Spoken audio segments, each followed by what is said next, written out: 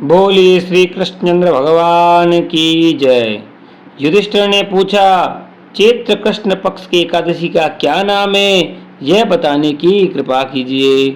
भगवान श्री कृष्ण बोले, राजेंद्र सुनो, मैं इस विषय में एक पापनाशक उपाख्यान सुनाऊंगा जिसे चक्रवर्ती नरेश मानधाता के पूछने पर महर्षि लोमस ने कहा था। मानधाता बोले, भगवान मैं लोगों के हित की इच्छा से यह सुनना चाहता हूँ कि चैत्र मास के कृष्ण पक्ष में किस नाम की एकादशी होती है, उसकी क्या विधि है तथा उससे किस फल की प्राप्ति होती है, कृपया ये सब बात बताइए। लोमस जी ने कहा, नृपश्रेष्ठ पूर्व काल की बात है, अप्सराओं से सेवित चैत्ररथ नामक वन में जहाँ गंधर्वों की कन्याएं अपने किंकरों के साथ बाजे बजाती हुई विहार करती हैं, मंजू घोषा नामक अप्सरा मुनिवर मेधावी को मोहित करने के लिए गई। वह महर्षि उसी वन में रहकर ब्रह्मचर्य का पालन करते थे। मंजू घोषा मुनि के भय से आश्रम से एक कोस दूर ही ठहर गई और सुंदर ढंग से वीणा बजाती हुई मधुर गीत गाने लगी।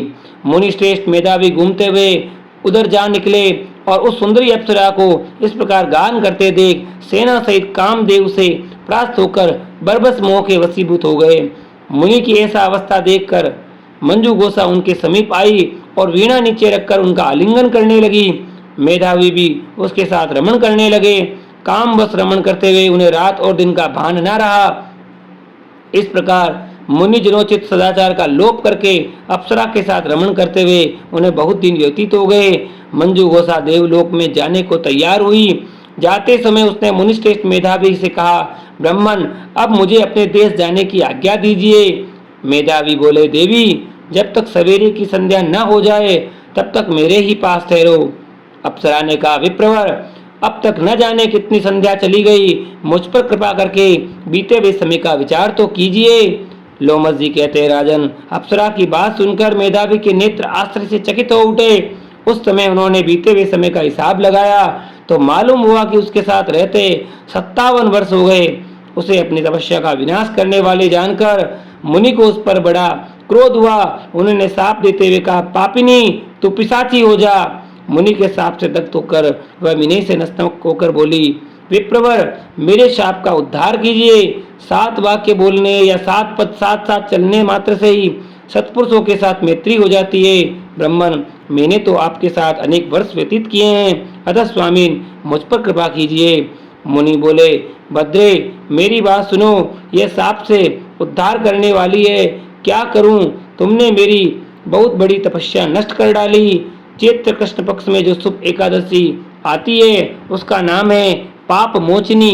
वह सब पापों का क्षय करने वाली है। सुंदरी उसी का व्रत करने पर तुम्हारी पिशाचता दूर होगी।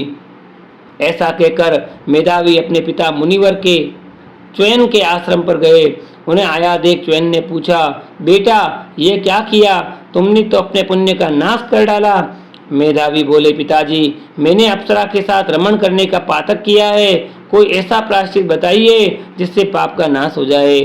च्वयन ने कहा, बेटा चैत्र कृष्ण पक्ष में जो पाप मोचनी एकादशी होती है उसका व्रत करने पर पाप राशि का विनाश हो जाएगा। पिता का यह वचन सुनकर मेधावी ने उस व्रत का अनुष्ठान किया।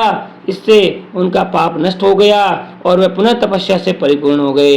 इसी प्रकार मंजू घोषा ने भी इस उत्तम व्रत का पालन किया।